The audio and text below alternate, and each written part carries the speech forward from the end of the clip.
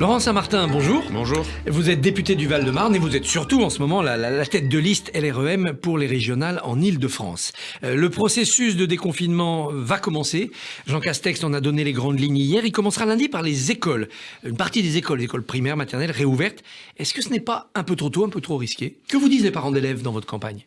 Qu'ils ont envie que les enfants retrouvent le chemin de l'école, mais dans des conditions sécurisées, avec un processus de réouverture qui soit effectivement cohérent, raisonnable, exactement comme le président de la République s'y était engagé il y a quelques semaines. Donc nous avons avancé les vacances, nous les avons mis pour tous les enfants. Et effectivement, nous respectons le calendrier puisque les conditions sanitaires le permettent, c'est-à-dire d'abord l'élémentaire, les crèches aussi, et puis à partir du 3 mai, donc le secondaire. Voilà. Alors, pour une partie des élèves, il est recommandé de donner des cours en extérieur. Ça pose deux problèmes, surtout dans des zones très urbaines comme en Île-de-France. C'est les endroits où c'est très bruyant en extérieur, donc comment faire cours quand il y a des camions qui passent autour? Et puis certains disent, attention, on est en plan Vigipirate, encore en extérieur, est-ce qu'on peut protéger les enfants? Bien sûr, il y a un certain nombre de contraintes à regarder, au cas le cas. Vous savez, moi, depuis le début de cette crise, je suis assez admiratif de la capacité des maires, la capacité des directeurs d'école, la capacité des enseignants à s'adapter et à regarder quelles sont les meilleures solutions à trouver pour les enfants, pour les parents d'élèves et pour eux-mêmes. Et donc, je ne doute pas qu'à chaque cas, en fonction des possibilités et des contraintes, nous trouverons les meilleures solutions. Mais l'enjeu, c'est maintenant le retour du chemin de l'école, parce que n'oubliez pas, on l'a vu l'an dernier, empêcher nos enfants d'aller à l'école, c'est le meilleur vecteur d'accroissement des inégalités, et surtout en Île-de-France, dans ma circonscription, je l'ai vu de mes propres yeux, c'est extrêmement dangereux pour l'avenir de ces enfants que de les priver d'école.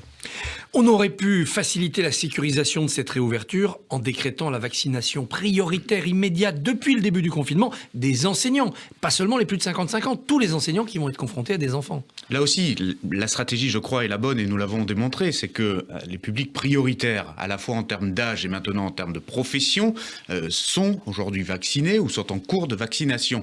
Et on voit bien que les objectifs sont tenus. On voit bien que nous aurons plus de 20 millions de primo-vaccinants à la mi-mai et 30 millions à la mi-juin. Donc nous avons, en fonction des doses et en fonction des possibilités de vaccins, fait précisément ce que vous dites. Alors effectivement, avec un double critère qui est celui de la profession et celui de l'âge. Pourquoi ne pas faire sauter le critère d'âge?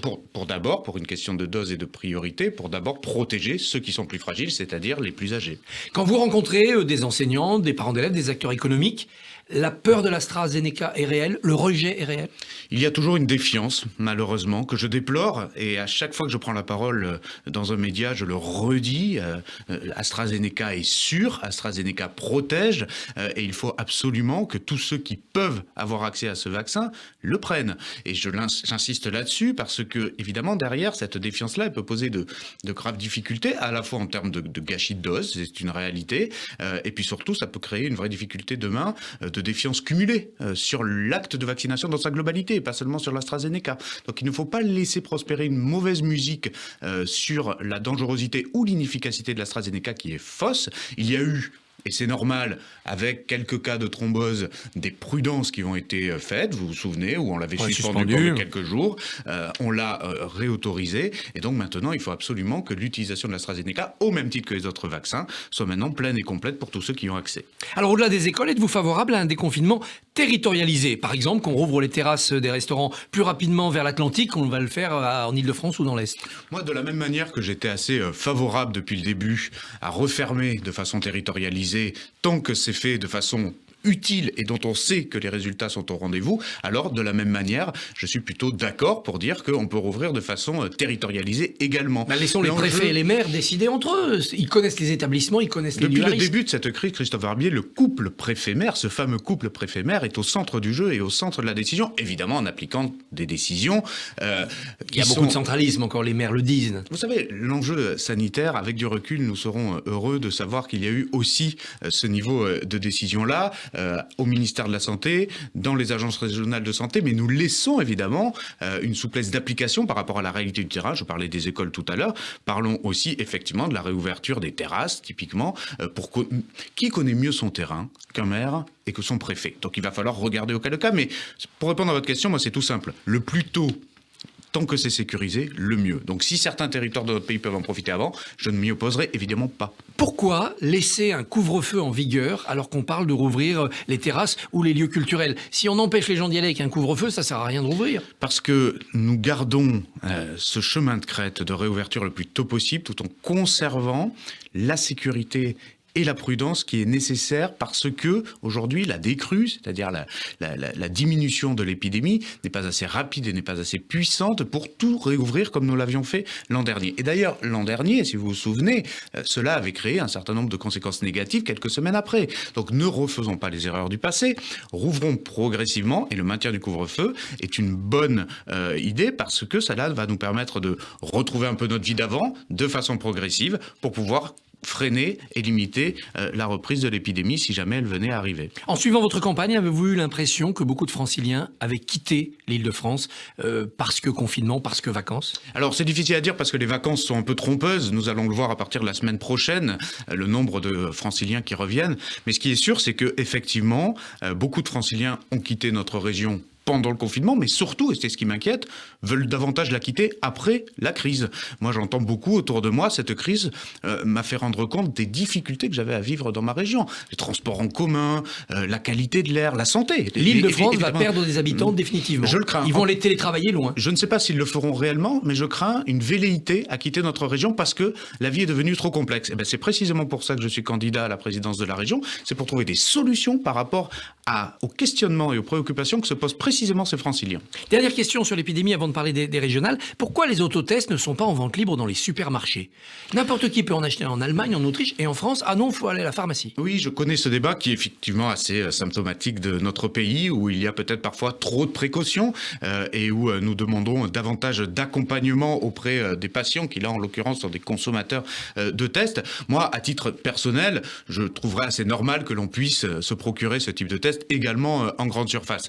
Je respecte après les autorités sanitaires. Il y a eu un peu de lobbying des pharmaciens. Si considèrent qu'effectivement nous devons être davantage dans le conseil du pharmacien plutôt que dans l'achat individuel et autonome en grande surface, dont acte. À titre personnel, je considère quand même qu'un autotest pourrait être effectivement acheté en grande surface. Oui. Les conditions sanitaires actuelles vous imposent-elles un malus démocratique, c'est-à-dire une incapacité à faire campagne électorale pour les régionales ? Alors, ce n'est pas un malus démocratique. Je vous accorderai éventuellement un bonus malus démocratique parce qu'évidemment, une campagne électorale intermédiaire est toujours pour partie dépendante de l'atmosphère nationale, ça c'est vrai. Et quand les choses vont bien, comme ce sera le cas à partir de la mi-mai, les campagnes régionales de la majorité présidentielle vivront probablement mieux cette séquence qu'au moment d'un confinement. C'est une lapalissade et c'est la vie politique classique. Mais je crois, moi, très sincèrement, que cette campagne, elle se jouera sur les mesures concrètes qu'on proposera aux Franciliens.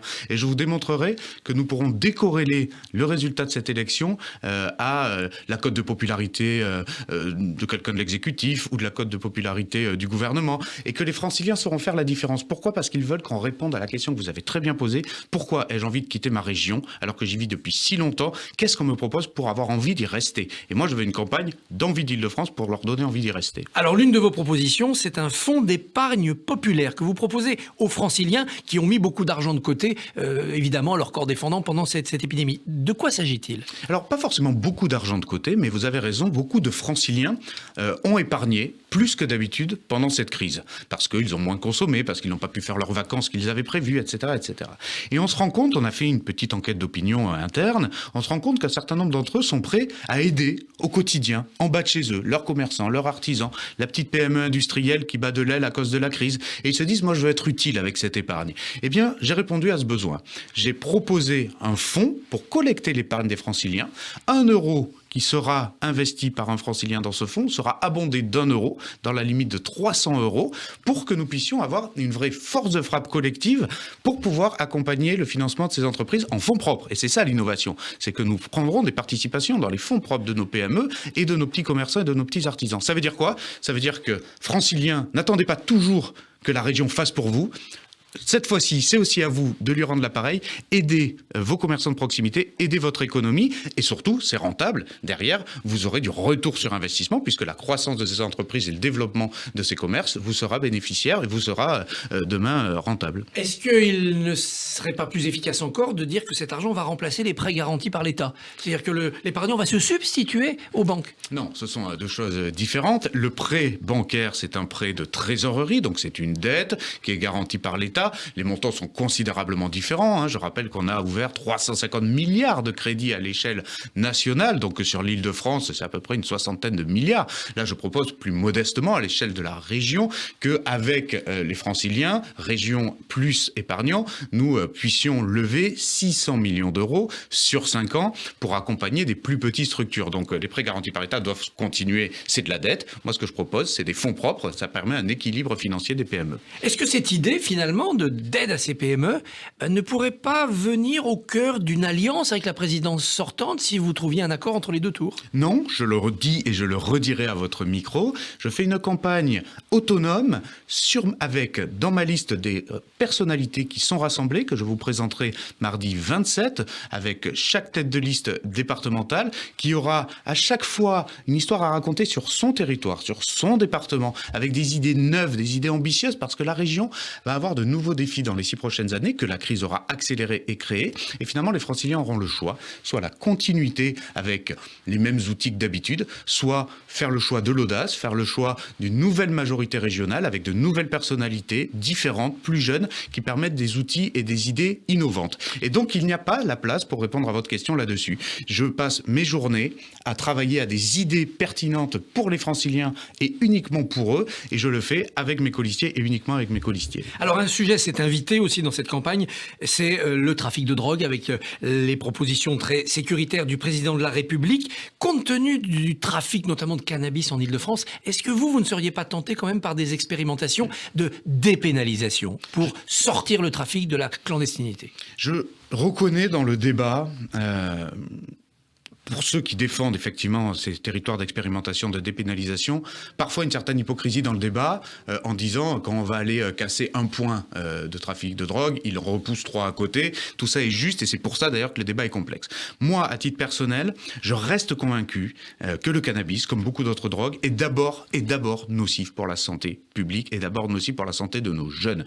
Donc, moi, je ne suis pas favorable ni à la dépénalisation ni à la légalisation du cannabis. Ça ne veut pas dire qu'il ne faut pas avoir un débat et qu'il ne faut pas avancer. Là, je parle de cannabis récréatif. Il peut y avoir des cas, effectivement, de cannabis thérapeutique où là, c'est tout à fait autre chose. Mais sur le cannabis récréatif, je pense que c'est une faute de santé publique parce que derrière, légaliser le cannabis, vous croyez que les trafics de drogue et les points de stupes vont disparaître? Que nenni, ils seront toujours là. Par contre, vous aurez des drogues probablement plus dures et vous aurez des trafics toujours aussi violents. Donc, la lutte contre les trafiquants, ça se fait avec de la prévention, ça se fait avec de l'accompagnement des jeunes et ça se fait avec des forces de sécurité efficaces. On a, au niveau de l'État, renforcé de 10 000 forces de l'ordre au niveau national les effectifs. Il faut maintenant qu'au niveau régional, et c'est ce que je propose par la création d'une police régionale dans les transports et pour les abords des lycées, notamment les lycées dans lesquels il se passe des rixes entre les jeunes, je propose qu'il y ait cette création de police qui n'existe pas aujourd'hui pour qu'il y ait un continuum de sécurité et qu'il y ait beaucoup plus de coordination entre les différentes forces. Laurent Saint-Martin, merci, bonne journée. Merci à vous.